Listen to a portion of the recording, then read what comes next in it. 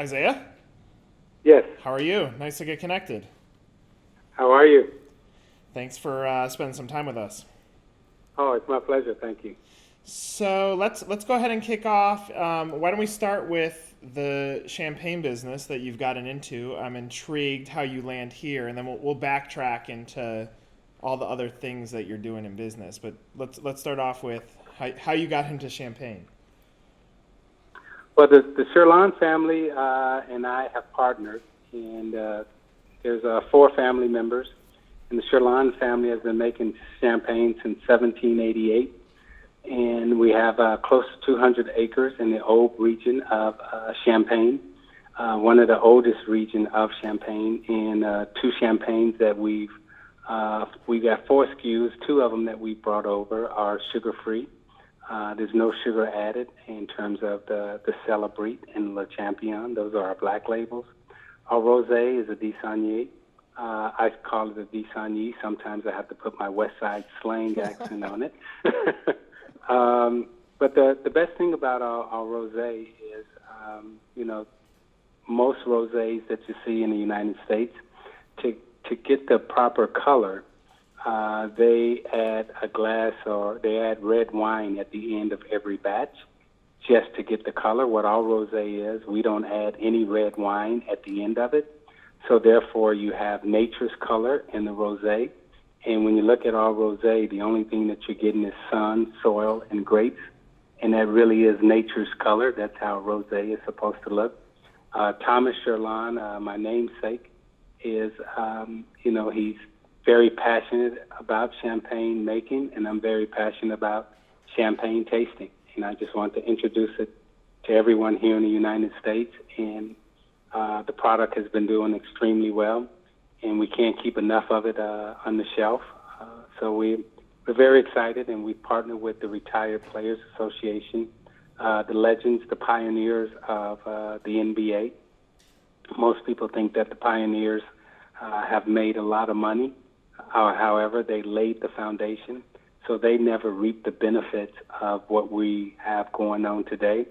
So every bottle that is sold, a portion of that goes back to the legends to help them with their health benefits, their medical benefits, and also their education. Okay, so I love several things about it. First, you could probably convince me that you never played basketball, that you've just been in Champagne your whole life, the way that you just talked about it. Oh, thank you. Secondly, so the lead that you're taking from a business initiative, obviously there's a bigger picture goal here in what you're doing with the champagne to give back to players who have exited the league. Is this something that almost should inspire other leagues, say the NFL, that has within the media has battled a lot of challenges with how they treat former athletes? Is this almost you taking a positive step to say maybe there are better solutions or conjoined solutions that can help the players figure out what's next for them in their lives? Without question. When we look at health and education, and myself being a former president of the Players Association, the thing that we focus on most in our playing careers, are our salaries and our benefits, and then what we do after life. And that afterlife picture has been very muddy for a lot of athletes, and particularly basketball, football, baseball, what have you. So this is a way that we can all form a unique partnership, and this champagne can become the sports and entertainment champagne, where we find ways to collectively collaborate with all of the unions, with all the NFL, the NHL, Major League Baseball, any retired former or any retired athlete that's given so much to our society. This is a way to kind of give back to them and really thank them for all the enjoyment that they've given us over the years. That's great. So in a flash, a player's career comes and goes. I'm sure you can look back and see how quickly your career went. When there's players coming to the league today, what advice do you have for them for protecting this investment that won't, it's not a forever paycheck that comes from a professional sports career? What advice do you have for them for strengthening the value of their business portfolio and protecting themselves for later life? Well, I would tell them to, while they're in their playing career, your playing days, your first 10 years, I would advise them not to get into any businesses, and particularly any startup businesses. The best business that they're in is the profession that they're playing. So save your money and don't spend your money, because you make enough money that you can save, and then after a 10-year period of time that you've been in the league, you're mature enough, you're educated enough, you're wise enough, then you can start venturing out and using some of your capital to possibly invest or start your own business. But for the most part, the best startup business that you're in right now is your playing career. And look at your playing career as a startup, not necessarily something that you're just having fun doing. How hard is it for an athlete? How hard was it for you to block out the noise? There's obviously the sex appeal that comes alongside being a professional athlete, that you have plenty of business advisors in your ear trying to tug you in different directions. How hard is it to ignore that noise and focus on the game? Well, I came from extreme poverty, so I grew up not needing much and not wanting much. So it was, I didn't have a very difficult time blocking out the noise and wanting to save money and wanting to help my immediate family. So I invested most of my money went into my immediate family's education. And I have nieces and nephews now, second generation, who have graduated from college. Some have PhDs, some have masters, and that's where a good portion of my money went into. So when you talk about blocking out the noise from advisors, if you're investing in your family's education, you will invest in generational wealth and generational education, and investing in the mind of one of your siblings or one of their offsprings will pay back significant dividends that you really can't monetize. Obviously, your maturity is probably far above the average line of those coming into the league. Was there a piece of advice? Was there someone who helped guide you early on to think longevity the way that you were doing? Well, the best advice that I ever got when I got into the league was actually from my father. And I would say to you, I didn't take his advice. I listened to my advisors, and my advisors were wrong. My father told me when I got into the league to buy up all the property that was in my community on the west side of Chicago. And he was thinking long term, and he could see down the road that this community one day would change. My advisors at that time, they wanted to be safe, and they were thinking more short term. They were thinking, 5 to 7 years in terms of return on investment, but they weren't thinking long term. Now that, so I did all right in the short term in terms of the return on my investment. However, in the real estate game, what I missed out on the opportunity was the investment into my neighborhood, because what used to be called Skid Row is now called the West Loop. Right. Had I bought that property like my dad was telling me to, I would be 10 times wealthier than I am now.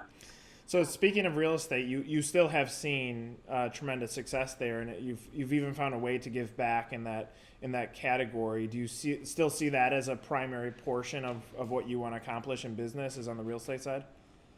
Yeah, on the business side, we operate in 3 buckets now, and I include Champagne is our sports and entertainment bucket. We also operate in multifamily and affordable housing, and also in waste removal. And we talk about in the real estate arm, my partner, Marie Del Gavio, she and I partnered on several real estate investments, all as far back as 1985, 86 was when I first started dabbling in the real estate.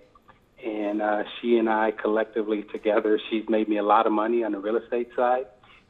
We've made a lot of money together in terms of some of the investments that we've had here in Chicago. And part of that investment arm on the real estate side is to always give something back to the west side of Chicago, where I was born, and try to go back and basically rebuild the west side of Chicago that was torn apart after Martin Luther King was assassinated in '68 and the '68 riots.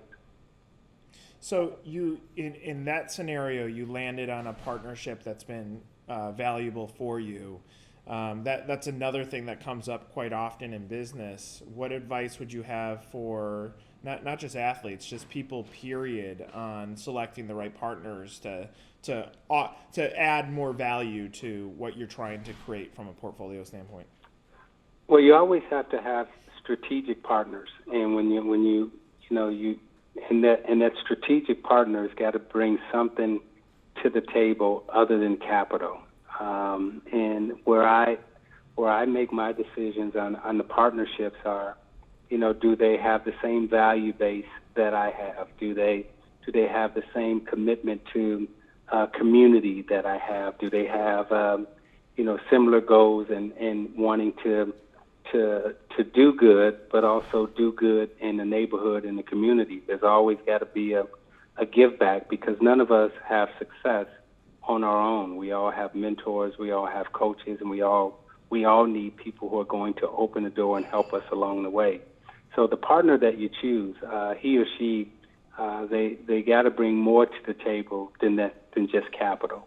Because if the only thing that you're bringing to the table is capital, then those are not the partners that I have strategically partnered with. That's great. So from a personality standpoint, obviously the way you talk and the way you listen is warming and welcoming.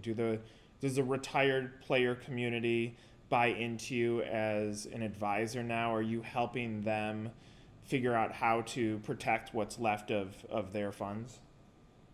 We all help each other. The brotherhood that we have as a fraternity in terms of being current and former athletes, the knowledge that we try to share with each other, the information flow that we try to have with each other, unimpeded by agents or advisors. Most of the time, us as retired players, we don't have that middleman or that middle person that is in the way filtering the information. So as older, mature players, we get to share knowledge, the ups and downs with each other. However, current players who are still in the prime of their careers, they are surrounded by advisors and middlemen, people that sometimes distorts the information or sometimes will filter the information. And as we continue to break down those filters, we can give unimpeded, unintruded, good advice and good information to the current players that are playing today. So if you flash back and tell 18-year-old Isiah Thomas that you're going to be in the champagne business, does 18-year-old believe you? 18-year-old Isiah Thomas didn't know that the life that I'm leading now even existed. I am living a life that I couldn't even dream of, and I'm fortunate, I'm happy, and I'm grateful, and I'm appreciative. But the life that I'm leading now, had I not met good people who opened doors to me and allowed me to dream bigger dreams, I wouldn't know that this life even existed. So I'm grateful, and I'm appreciative, and I'm thankful. I love it. I love your story. We really appreciate your time, and good luck with all of your business ventures. Thank you. Okay, take care.